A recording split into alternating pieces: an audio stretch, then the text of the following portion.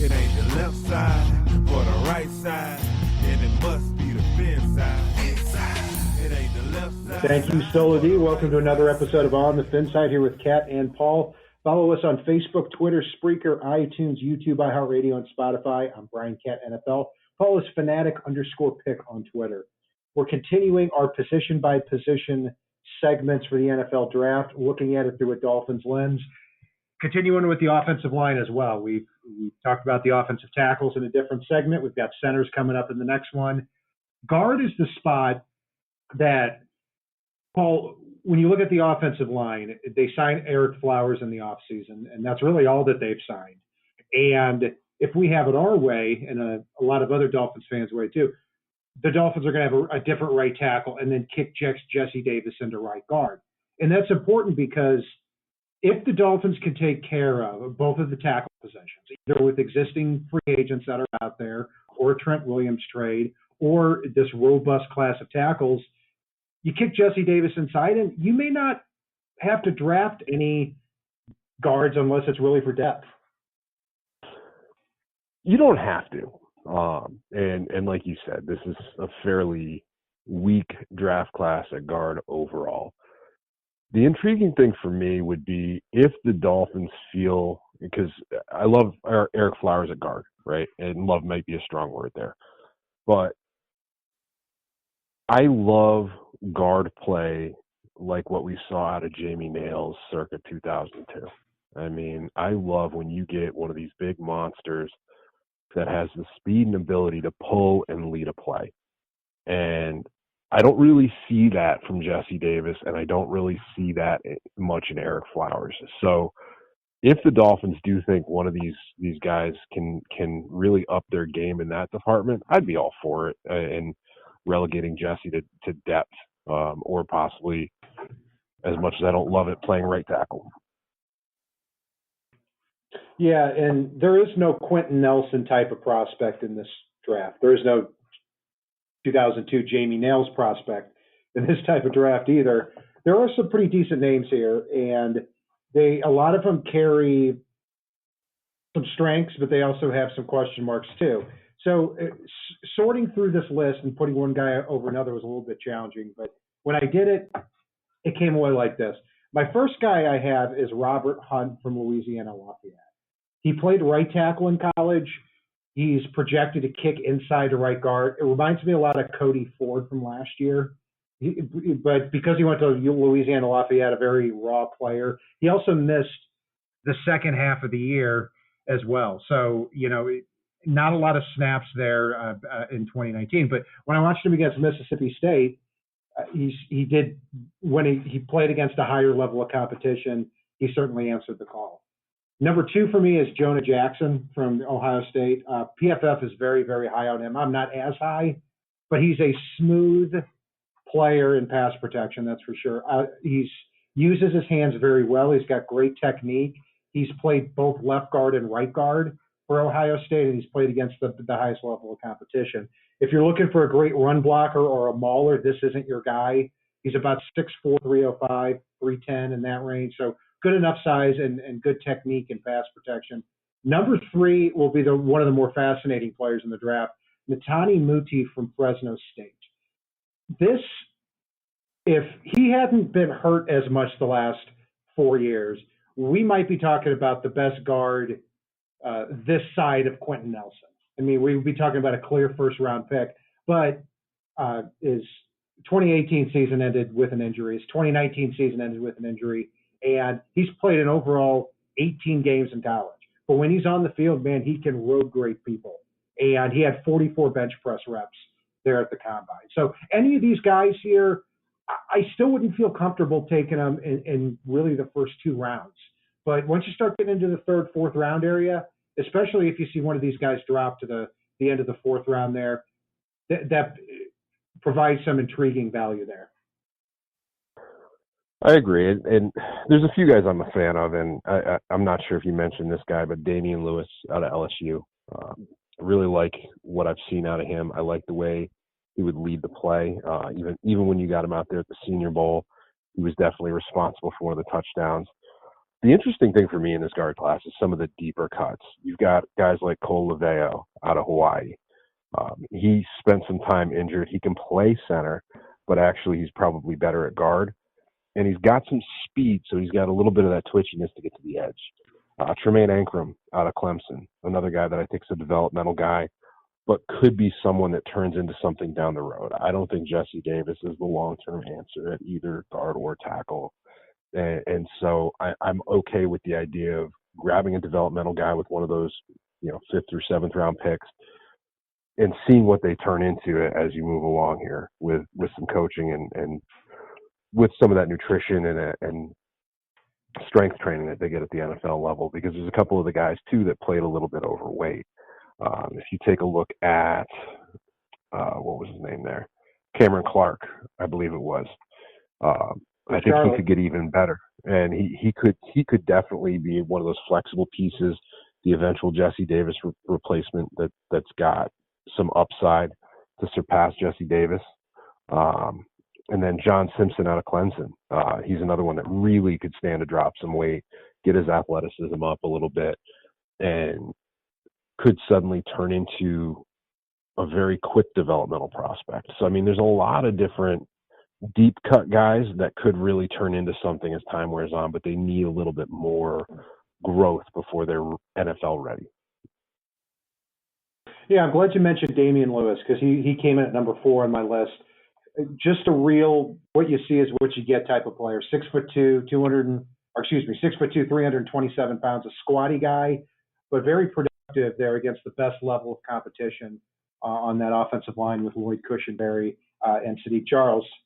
After that, I'm having a tough time placing some of these guys because, Ben Bredesen from Michigan, John Simpson, as you mentioned, from Clemson, and Logan Stenberg from Kentucky are very snap the ball and punch in the mouth type of guards. And that may sound great, but in this type of offense, it calls for a little bit more athleticism. I'm not saying that you have to be the greatest athlete or run a 4.8 40 to fit in the system, but you have to have some ability to move. And I think Netani Muti, Jonah Jackson, Robert Hunt, Damian Lewis, they really do fit that mold. Where I'm not sure Bredesen, Stenberg, Solomon Kinley's another one from Georgia I'm not a big fan of. They just don't quite fit the scheme. So I would be struggling to find where that fit would be if they took one of these bigger road grading type of guards here in the 4th round. Yeah, and there's a couple of tackle prospects that are really projected to kick inside the guard that might be intriguing as well. Hakeem Adeniji. I can't do it. Adeniji, I think. It just wouldn't come out. He's one of those guys that projects to where he could move inside the guard. Actually, at a decent 40 time. So if you can get him pulling pretty well, it could be exciting. And I think he could be a good fit for the Chan Gailey offense. And another one that was projected really high at tackle, and I know we talked about this a little on the tackle show, some of these guys that were projected really high and then torn down either at the end of the season or after the season ended. Calvin Throckmorton is a guy that could kick inside and do really well at the next level. So something to think about with him. I mean, you put him in the phone booth fighting with people, and I think Throckmorton could really excel. Yeah, I think Throckmorton might even end up at center, and he could end up really anywhere because he's, I believe, the only back in this class anywhere on the offensive line that played all 5 line positions, and he did so for one of the best offensive lines in the country for as long as he was there over the last 4 years. So yeah, I see him going somewhere as well in the 4th or 6th round area, somewhere there on day 3. Same goes for his teammate Shane Lemieux, who I wish he was a little bit bigger, but overall a solid football player. Yeah, and I'd say as far as any sleepers go, one guy I have in mind is Kevin Dotson from Louisiana Lafayette. He was overshadowed a little bit by Robert Hunt, but overall, a very good player, 6'4", 310, and it fits more that natural guard mode maybe than Hunt does. It's a shame that, with this whole coronavirus that he wasn't able to work out, because maybe we could see him there in the 6th, 7th round instead of having a good workout, and he gets up into that 3rd, 4th round area. But yeah, I mean, quite a few guys here, 14 picks for the Dolphins, and so we should see some guards being taken by them, likely toward the back end of the draft, because you'd have to think that the beginning of that draft, Paul, is going to be set for offensive tackle and center. Yeah, I expect a guard or two to come off the board for the Dolphins, possibly even as undrafted free agents, but I don't expect it to be anything early in the draft. I think there's an outside chance maybe in the 3rd round if the right guy happens to be on the board, but as it stands right now, you're probably looking 4th round or later before Miami even sniffs the pile of question marks at guard right now. Well, Paul, I'll throw a scenario by you. PFF just released its mock draft. Wanted to get your thoughts on this.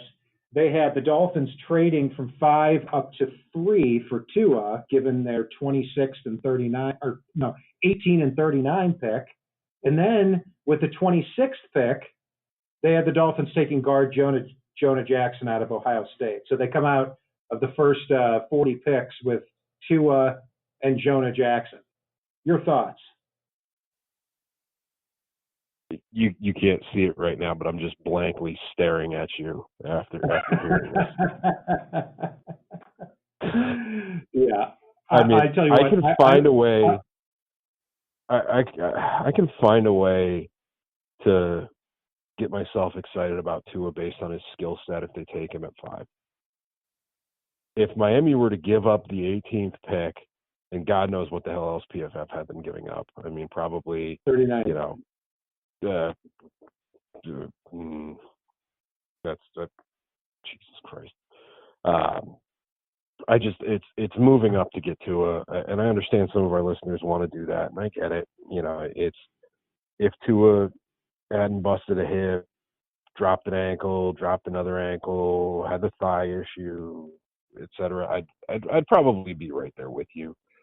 But at some point in the injury history, I kind of went enough is enough, and to trade up for him, I think is just sacrilege. It's just like Daniel Jeremiah put a prospective trade scenario out there for Miami that basically had him giving up the moon to move to 3 and then jump up to 1 for Burrow. And you know how much of a Burrow fan I am. And even I looked at it and went, well, that's too much, especially doing it that way, laddering your way through 3 to get to 1. Yeah, I'm pretty sure it was. I'm pretty sure for just the swap on that, it was for basically going from 5 to 3 to 1. I think it was giving up the 18th pick, the 26th pick, a 1st rounder next year, another 2nd rounder, and either a 3rd or a 5th round or some point. Yeah, and I think one of Steve Ross's buildings in New York was included. I'm not sure. It was a lot, and that's but to me, trading up, trading up 18 and 39 to go get Tua, that would even be worse for me. I'd rather stay at 5 and take Jordan Love. But anyway, we can talk about that all day. But to come out of the draft with out of your first 4 picks, you have Tua going on PUP right away. You don't get a tackle, and you draft a guard instead. Yeah, that would be ugly. Yeah, I didn't even get to that. That made it worse. That just made it worse. But yeah, and I like Tua and Jonah Jackson more than you do. And I'd be disgusted. I mean, I like Jonah Jackson. Anyway, I just don't like that guy. Yeah. Ugh. Like even if Miami keeps all their picks, I don't want Jonah Jackson at 26. Oh, no, me either. I'd say I could stomach it at 56, but that would be it because I think he's a solid player. But I would still be kind of on that pick even there at 56. So yeah, we'll take a look at what happens here. Thanks for joining us here for our offensive guard segment. You were listening to Kat and Paul on the FinSide You can follow us on Facebook, Twitter, Spreaker, iTunes, YouTube, iHeartRadio, and Spotify. I'm Brian Cat NFL. Call us Fanatic_Pick on Twitter. And if it's not on the right side and it's not on the left side, it is on the FinSide. So, D, take us home. It ain't the left side or the right side, then it must be the FinSide. It ain't the left side or the right side, then it must be the FinSide. Listen, Dolphins fans across the land all tuning in to see what Brian Cat and Paul about.